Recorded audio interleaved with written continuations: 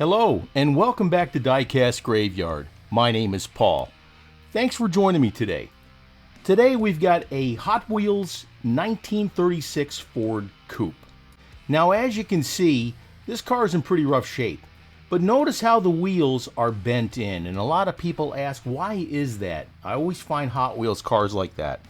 Well, when they race them down the track, if you bent the wheels, that means less surface of the wheel was touching the track, which meant less friction, and the cars would go faster. Now that's why you find those wheels bent like that on some of the older cars. But we're going to take this apart, we're going to restore it to a real beautiful condition, bring it back to its former glory, and it's going to be a lot of fun. So go ahead, grab your favorite adult beverage, and sit back and relax as we do today's restoration. Now this, like I said, this is going to be great. So let's go ahead and get started with today's restoration.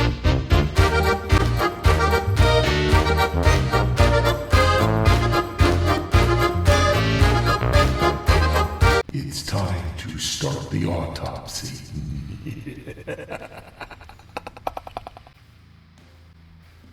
Alright, let's go ahead and drill out the posts here. Now, like I said, this car's in pretty rough shape, so we got a lot of cleaning and polishing to do. Now this car, the older red lines, they use a 1-72 screw, so you're going to have to use a 1/16 inch drill bit.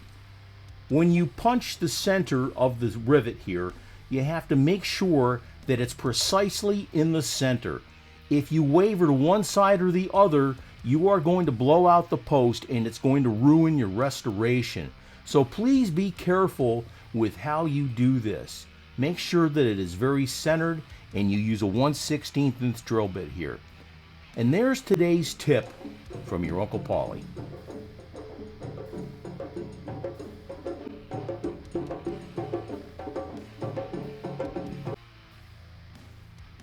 Now let's use that 1/16 inch drill bit, and we're going to go real slow here to make sure that this drill bit stays centered in the post. There's no reason to go fast here. And again, these older red lines, they're over 50 years old. So you want to be ginger with these cars. And you only want to drill a little bit in because all you're trying to do is remove the excess metal so you can get the base off the bottom of the car. I'll drill for about 4 or 5 seconds, just enough to get a nice divot in there to where I can use the larger drill bit to take out the flashing on the rest of the post that's on the outside of the base. There we go. This is looking really, really good here. That should be more than enough. Now let's go ahead and switch out that 1/16 inch drill bit, and we're going to use a 9/64 drill bit to clean off the flashing on the edges of that rivet. And it's not actually a rivet, it's just a post that gets squished when they put the car together. Go very, very slow, take your time, and watch what you're doing here. All you're trying to do is remove just enough in order to get the base off.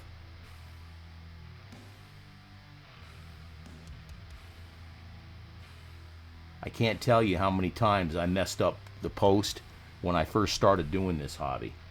There we go, that's looking pretty good. Alright, now we're going to get a screwdriver, a flat tip, or a little probe or something to get inside the car. You want to make sure here that you're not bending up the wheels, and well, not in this car anyway, but we still want to save it. There we go. Let's get the inside out of there. Like I said, this is looking pretty rough. We're going to have to take that to the sink and scrub it down and get all the dirt out of it. Same thing with the base of the car. Now these wires that hold the wheels in place, those are permanently installed. So if you mess up these wheels, it's going to take a little bit to fix it. So please be careful with this. We got to scrub that out. Now with these wheels here, they looked a little bit rough, and I wasn't sure if the bearings were going to be any good. So I went ahead and cut those wheels off later on, which I believe I'll show you here in a bit. This needs to be scrubbed down with a toothbrush. It's all covered with dirt. And so is the windshield. But the windshield actually looks like it's in good shape. It's just dirty. Let's move on. Meanwhile, back in the graveyard. Okay, it's time to address the base. It's pretty tarnished. We're going to try and straighten out these wheels right now. We're going to use this Hot Wheels wheel tool, the red line wheel tool here, and bend that back in place as best we can. Now, you just have to move it around a little bit here and there. Make sure that little notch goes on the wire. This one here was a little bit tougher because there wasn't a wheel on it.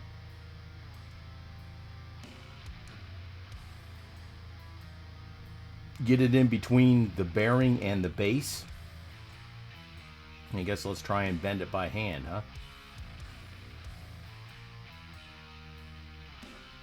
Just be real careful. Like I said, these things are over 50 years old, and sometimes they're a little bit tired, if you know what I mean. There we go. That'll work out good.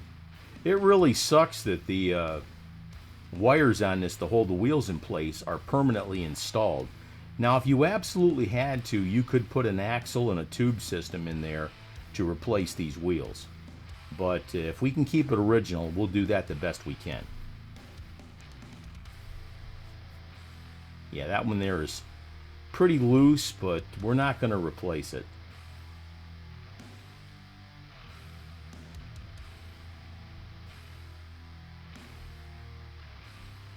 Sometimes these things are just a little bit difficult. We'll be able to fine-tune it once we get the new wheels on. The little red line wheel tool. Let's move on. Now let's address the base. Here we have from the nice people at Flitz this metal pre-clean. Now when you use this, make sure you spray it into an area that you're not going to get it all over your desk, etc. And make sure you wear gloves. Now the other thing with this stuff is that it does put off some fumes and it will choke you out a little bit. So make sure you also use it in a well-ventilated area. Once you spray it on, go ahead and immediately use a brass brush and scrub down your metal that you want to get cleaned. And again, from the nice people at Flitz, they're offering 20% off any of their products on their website. At checkout, use the code GRAVEYARD, and that will get you 20% off anything on the Flitz website. Their products are great, the folks are great, they stand behind what they make, and I love what they do. So go ahead and get yourself some Flitz polish, some cleaner, etc. today. Once we finished up what we were doing here, we went ahead and we took it to the sink and washed it off and rinsed it off. Now it's still going to have to be polished, but I'll tell you what, it looks a heck of a lot better than it did when I first started. That looks pretty awesome. Let's move on. Now we're going to address the body. Here we're going to use some citrus strip, or as I call it, embalming fluid. And I'm going to put it on the whole inside of the car, the outside of the car, because I'm doing a complete color change here. Make sure everything is well coated, and we're going to let this set for a few hours. You could get it sooner, but I would prefer to let the chemical do the work since you're going through all the trouble here. And again, like I said, make sure that you wear your proper safety gear, especially your safety glasses. You definitely don't want to get this citrus strip in your eyes, folks, because it will hurt and it will take away your vision. So make sure you wear safety glasses, you wear your vinyl gloves, and you get this thing cleaned up and don't get it on your skin, etc. It's not as harsh as some of the other products. If you wash it off quickly, if you happen to get it on there, use soap and water and get it off. Now here I've got this Hot Wheels book that's called Spectre Flame, the Essential Guide. This covers all the years of the cars that were built that had Spectre Flame paint on them. Now if you need some reference guides here, yeah, you can find them online, but it sure is nice to have that hardcover book. Now here I've already bookmarked the page with these 36 Ford Coupes. And you've got cars that were built in the United States, and then you got some that were built in Hong Kong. This kind of gives you an idea of what color paint is more rare than others. So even though like hot pink, etc. like that, olive, light blue is a little bit more rare, I'm going to go ahead and paint this one orange because I don't have any olive, which is on the way from the Redline shop, but I waited too late to order it, so that's my problem. Make sure you have all the stuff you need before you start your restorations, folks, and you won't be sorry there. But getting these guides and these books are essential to what we do. Now we're going to replace the wheels. Like I said before, the bearings looked a little bit loose on this, so I'm not going to take any chances. If I can save the wheels, I will, but in this particular case here, I just felt that they were probably going to pull off the bearing, so I'm going ahead and cutting these things off. Just make sure you don't cut into the bearing if you can absolutely help it.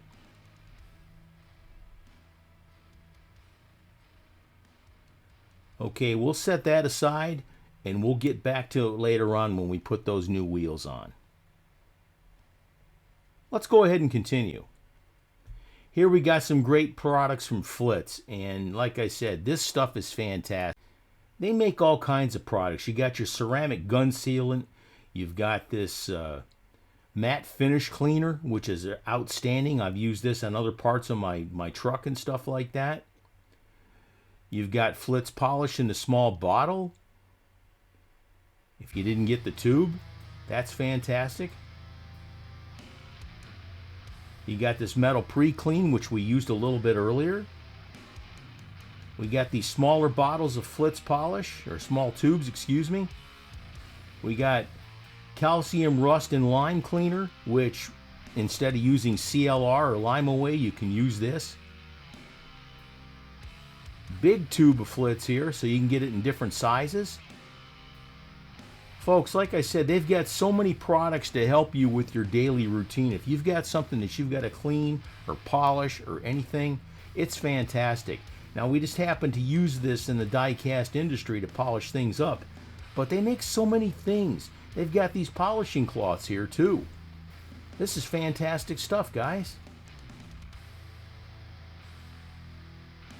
Fantastic.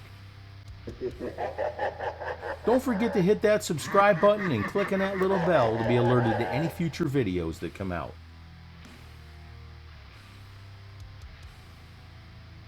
We're going to get the base ready to polish that bad boy up. Gets caught in the little threads there with those wheels and those bearings.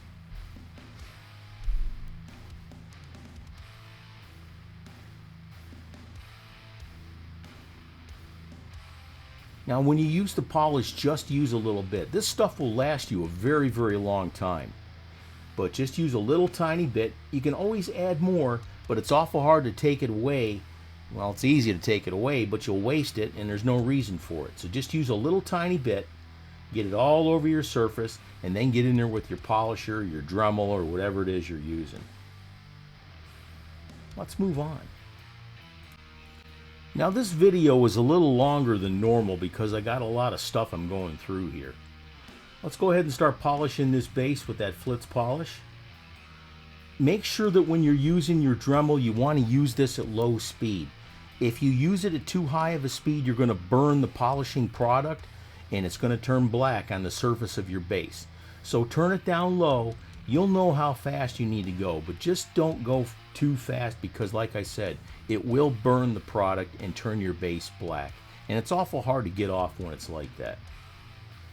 Let's go ahead and speed things up and sit back and relax with your adult beverage and enjoy.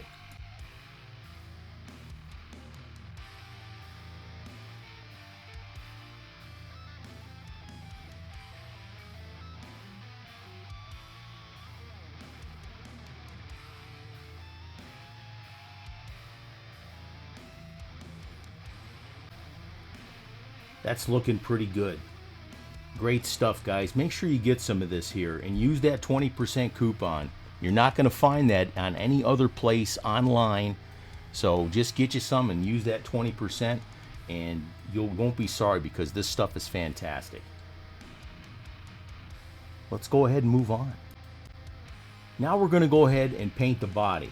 Now the toning was so bad on this, I wanted to use this Redline Shop silver base coat, and it's a great product. It covers up your toning and stuff like that. So you get the silver base down, you let it dry and harden, and then you come back in and coat it over with your Spectre Flame paint, and it looks absolutely phenomenal when you're done. So recommend it. You may want to use this silver base coat from the Redline Shop. Now we're going to paint it with the Redline Shop orange after letting that body sit overnight. We'll mix it with the hardener, and the ratio is 5-to-1 on the bottle. I personally use 4-to-1, 4 parts paint, 1 part hardener, and it works fine for me, but I recommend that you use whatever the seller from the Redline Shop says. It's good stuff, and it gives you a beautiful, beautiful finish. Let's move on. All right, we've went ahead and we've painted it orange. It's hardened overnight. Look at that beautiful shine and coat. Now, once this sets about a day, this is going to be absolutely beautiful for you folks. So check this out. And, you know, like I said, if you're doing a restoration, this is going to make your car look absolutely beautiful. Someone is being exhumed. I actually let this set a couple of days. I'm going to paint the rumble seat in the back, but I'm going to use the black vinyl paint. Here I'm covering up the little crack that when you open up the rumble seat, that little crack that's there, because I don't want that black paint coming through and staining the orange paint that I put on there.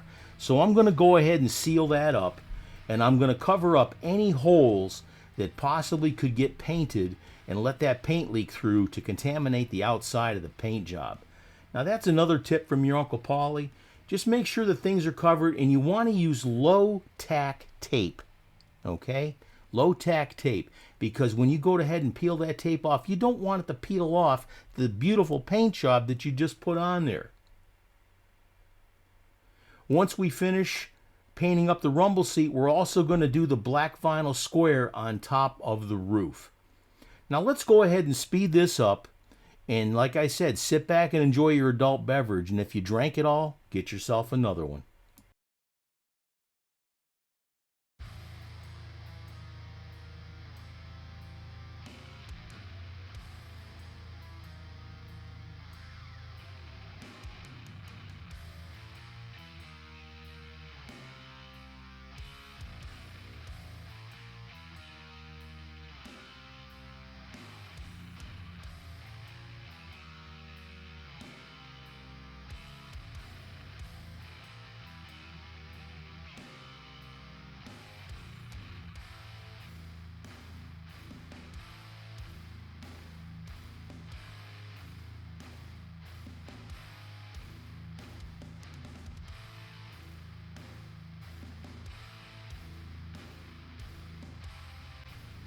Here we're going to use this black vinyl simulation paint from the Redline Shop.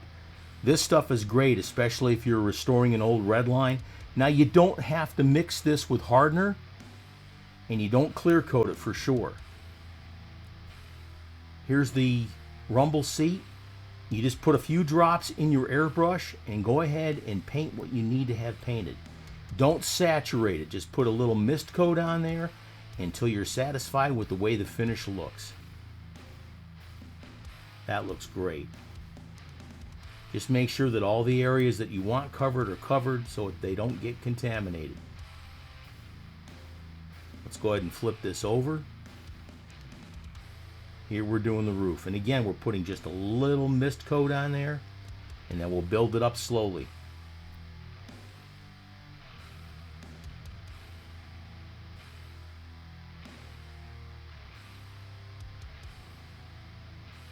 There you go. That's looking really, really good. It does dry fast, but make sure you don't touch it, okay? Because you can get your fingerprints in there because it's still soft. Once you get it to this point here, though, you can go ahead and get that tape taken off.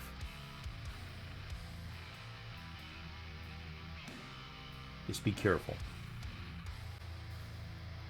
All right, let's go ahead and while that sets up, let's go put the wheels on the base. That's all polished up nice with the flits. We got 2 small meets for the front and 2 large meets for the back.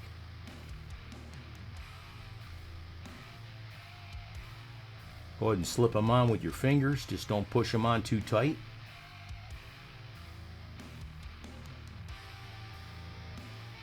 Looking good there. Now take your red line tool, put it between the bearing and the base, and push it on with your thumb. Just be careful you don't bend it when you push it on. Looking good. Do the same thing to the rear wheels. Now again, these rear wheels are a little bit loose, so just be careful.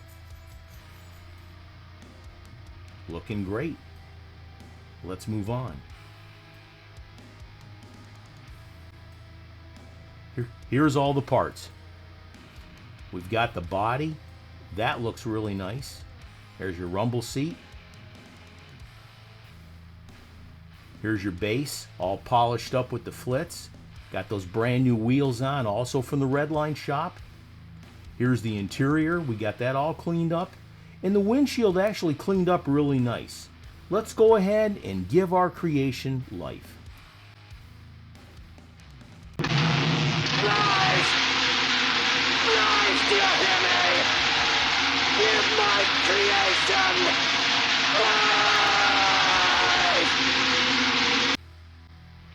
And this is what we started with.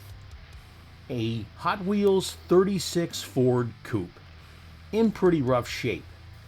We went ahead and we took it apart.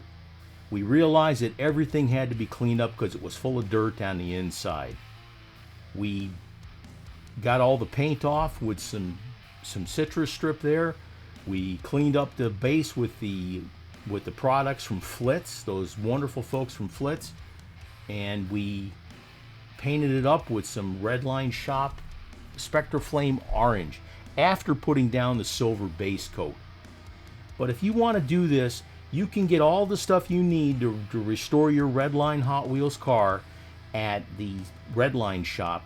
Just check it out at redlineshop.com today and see what John can offer you to help you with your restoration of your Hot Wheels Redline car. This was a lot of fun. I truly enjoyed it, and it is a longer video. And here's how it turned out. Look at how beautiful this car turned out, folks. Well, like I said, we put down that silver base, but once we got that Spectre Flame Orange over the top there, you can't tell. I mean, it's beautiful. The toning was so bad on this, the only alternative was to go ahead and do a zinc plating, which I'm going to be doing that video here again in the very, very near future. But we got it all apart. We cleaned it up. We put these brand new wheels on from the Redline Shop, the Spectre Flame paint from the Redline Shop. We polished up the silver, the base with the products from Flitz, and this is absolutely incredible. I love how this turned out, and I'm very proud of what we did here. If you have any questions, make sure you ask in the comments down below, and like I said, I get back to you as best as I can. I try to answer all the questions, but I do read all the questions. Thank you for joining me today on Diecast Graveyard. I had a lot of fun, and I apologize for the longer video, but there was just so much stuff to cover, I didn't want to miss it. We got a lot more videos coming out in the very near future, so go ahead and make sure you hit the like button, the subscribe button. Have a great day from Diecast Graveyard.